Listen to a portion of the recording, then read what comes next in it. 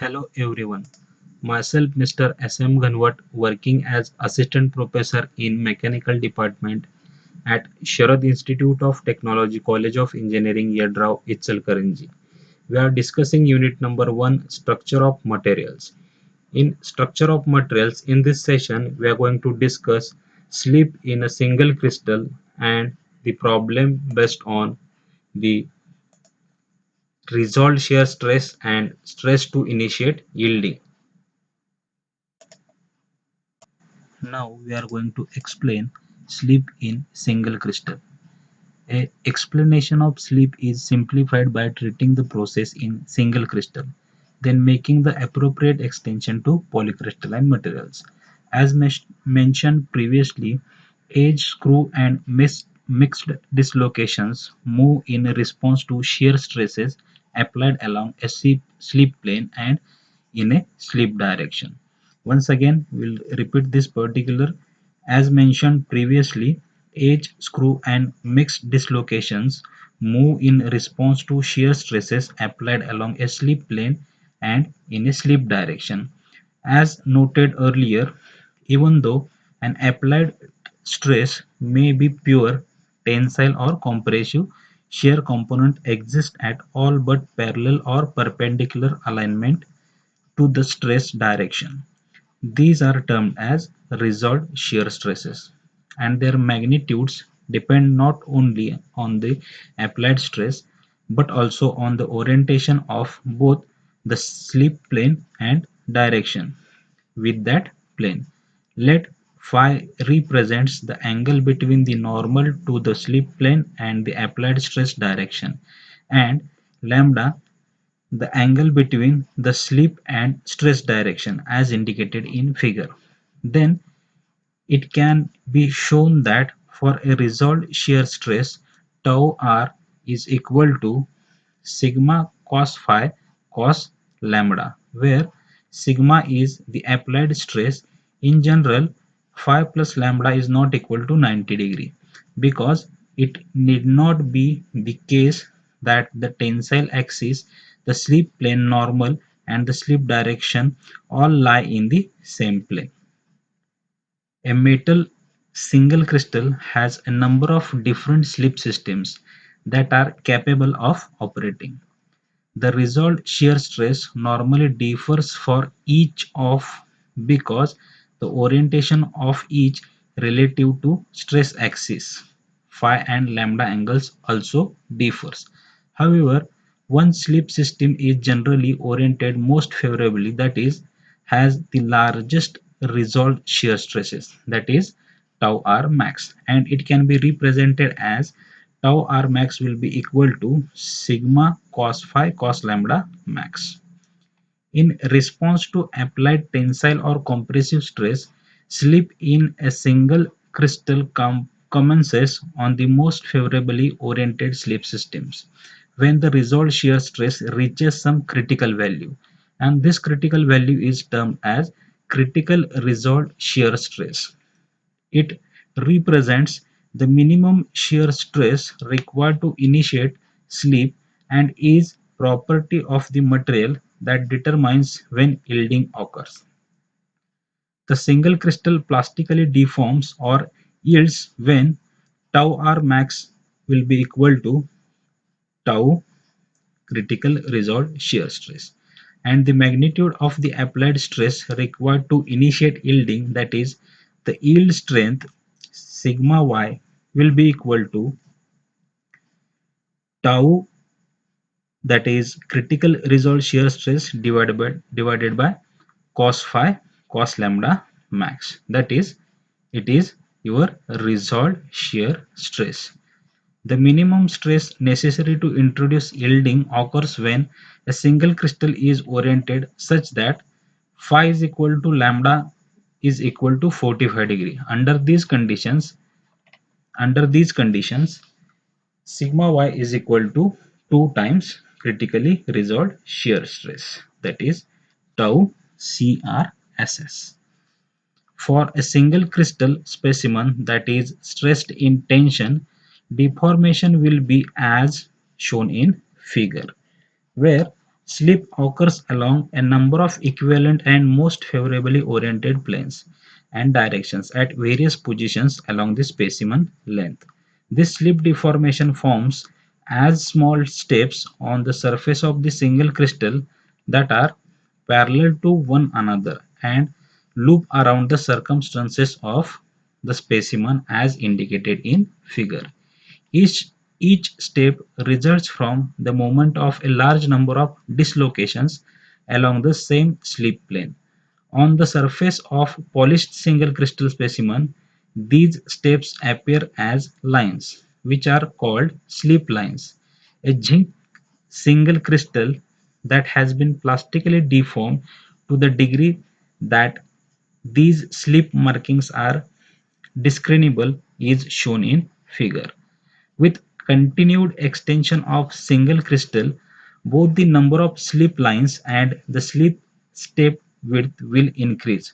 For FCC and BCC metals, slip may eventually begin along a second slip system, the system that is next most favorably oriented with the tensile axis.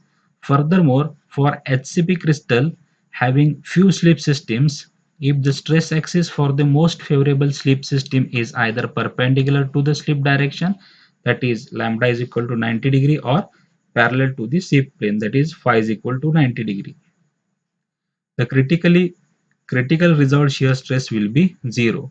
For these extreme orientations, the crystal ordinarily fractures rather than deforming plastically. Now once again we will discuss slip in single crystal.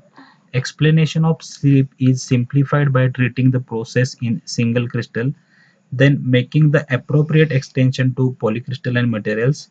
As mentioned previously, edge, screw and mixed dislocations move in response to shear stresses applied along a slip plane and in a slip direction.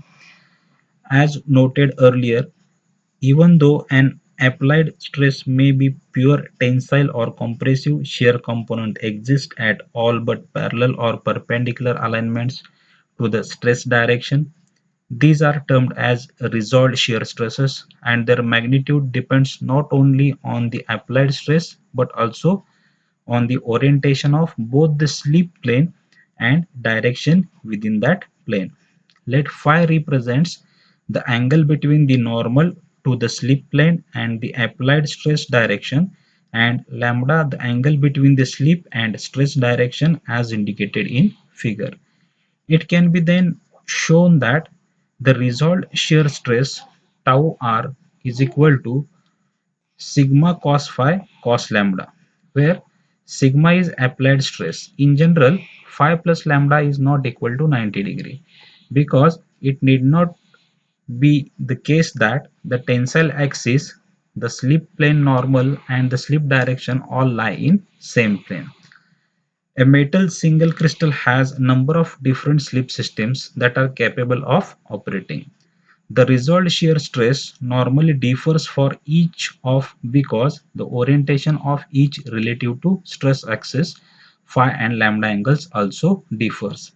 However, one slip system is generally oriented most favorably, that is, has the largest resolved shear stress, and it is represented by tau r max. Now we can represent tau r max, which will be equal to sigma cos phi cos lambda max.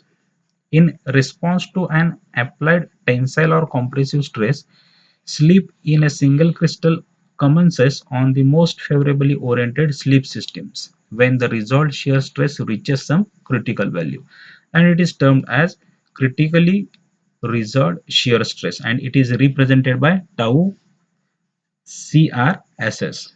It represents the minimum shear stress required to initiate slip and is a property of material that determines when yielding occurs.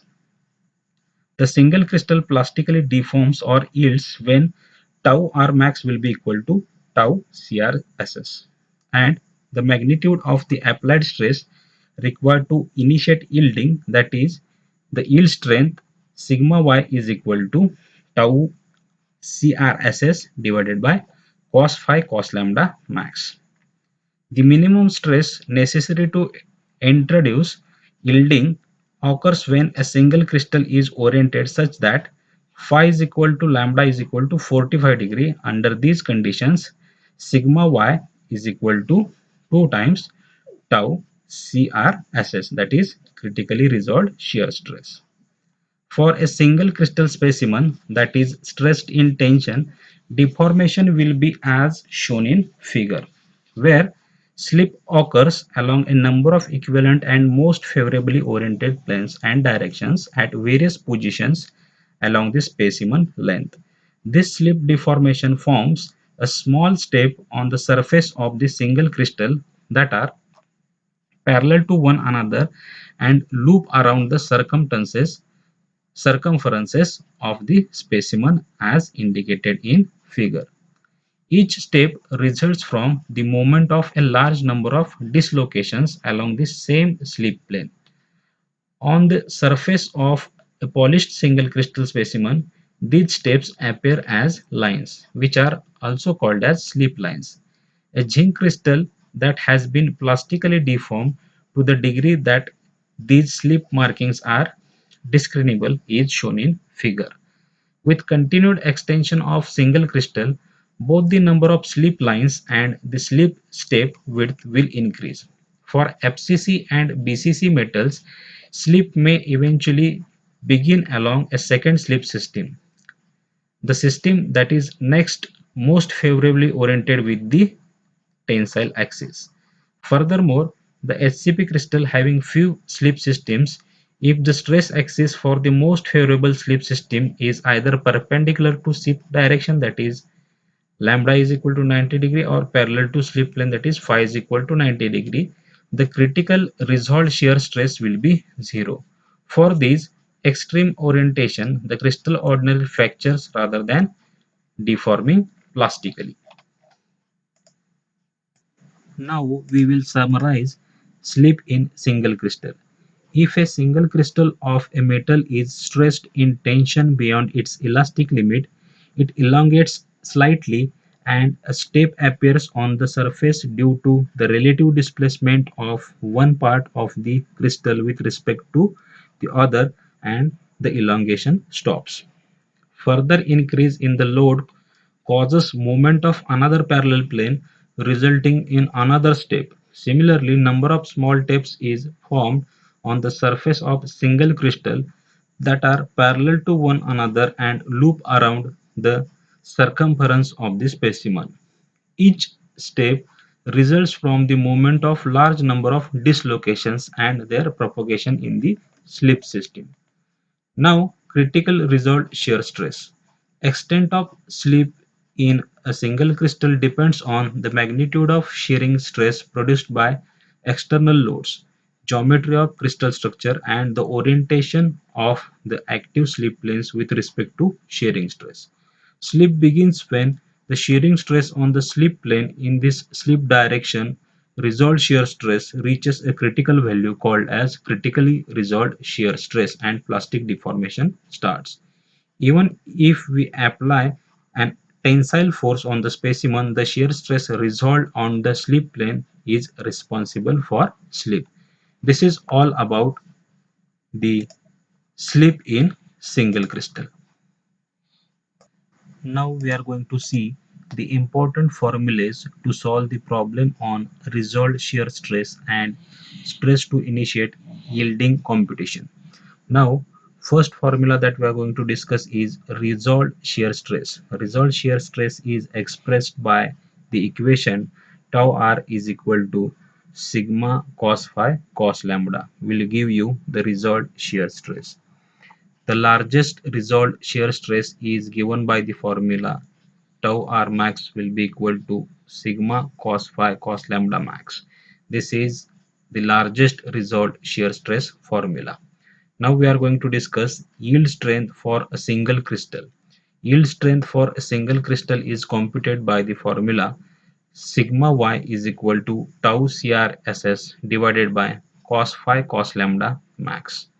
For cubic unit cell, an angle between direction 1 and 2 represented by U1 V1 W1 and U2 V2 W2 respectively is equal to theta is equal to cos inverse of bracket U1 U2 plus V1 V2 plus W1 W2 divided by under root U1 square plus V1 square plus W1 square into next bracket U2 square plus V2 square plus W2 square will give you the angle theta between direction 1 and 2, which is represented by U1 V1 W1 and U2 V2 W2 respectively. It is for cubic unit cell. Based on these formulas, we are going to solve the problem associated or to problem to compute resolved shear stress and to compute the stress to initiate yielding. Now we are going to discuss the problem. Consider a single crystal of BCC iron oriented such that a tensile stress is applied along a direction 0, 1, 0. Now compute the resolved shear stress along 1, 1, 0 plane and in direction 1 bar 1 1 when a tensile stress of 52 MPa is applied. This is our first computation, that is we are supposed to compute the resolved shear stress along a plane and direction when tensile stress is given to us. Now in second computation, if slip occurs on 110 plane and in a direction 1 bar 1 1 and the critically resolved shear stress is 30 MPa, calculate the magnitude of applied tensile stress necessary to initiate yielding. Therefore, in this problem, we are going to compute resolved shear stress and stress to initiate yielding. Now we will start with the solution part. A BCC unit cell along with the slip direction and plane as well as the direction of the applied stress are shown in the accompanying diagram. In order to solve this problem, we must use the equation. However, it is the first necessary to determine the values of phi and lambda, where from the preceding diagram, phi is the angle between the normal to the slip plane 110, that is 110 direction, and 010 direction, and lambda represents angle between 1 bar 11 and 101 direction. In general, for cubic unit cell, an angle theta between direction 1 and 2 represented by u1 v1 w1 and u2 v2 w2 respectively is equal to theta is equal to cos inverse of u1 u2 plus v1 v2 plus w1 w2 divided by under root u1 square plus v1 square plus w1 square into u2 square plus v2 square plus w2 square. For determination of value of phi, let u1 v1 and w1 is equal to 110 and u2 v2 w2 is equal to 1010. Now putting these values in equation, we will get the value of phi as 45 degree. However, for lambda, we take u1 v1 w1 as 1 bar 1 1 and u2 v2 w2 as 0 1 0. And now based on the same equation, we are going to calculate lambda, and after putting these values in this particular equation of cos inverse, we will get the value of lambda as 54.7 degree. Thus according to the equation, we have tau r is equal to sigma phi cos phi into cos lambda, which will be again equal to, after putting the values for sigma, cos phi and cos lambda, we will get the tau r as 21.3 MPa, that is the critically resolved shear stress. It is our first computation. We have computed resolved shear stress, not critically resolved shear stress. We have computed resolved shear stress for the given conditions. Now, the yield strength sigma y may be computed from the equation phi and lambda will be the same as a part of A, and sigma y will be equal to 30 divided by cos 45 into cos 54.7 degree, which will give you the answer as 73.4 MPa. This is your stress to initiate yielding, and we have calculated the resolved shear stress and stress to initiate yielding by utilizing the formula tau r is equal to sigma into cos phi into cos lambda. This formula is utilized to calculate the resolved shear stress, and sigma y is calculated by the formula tau CRSS divided by cos phi cos lambda max, and based on this formula we have calculated the stress to initiate yielding.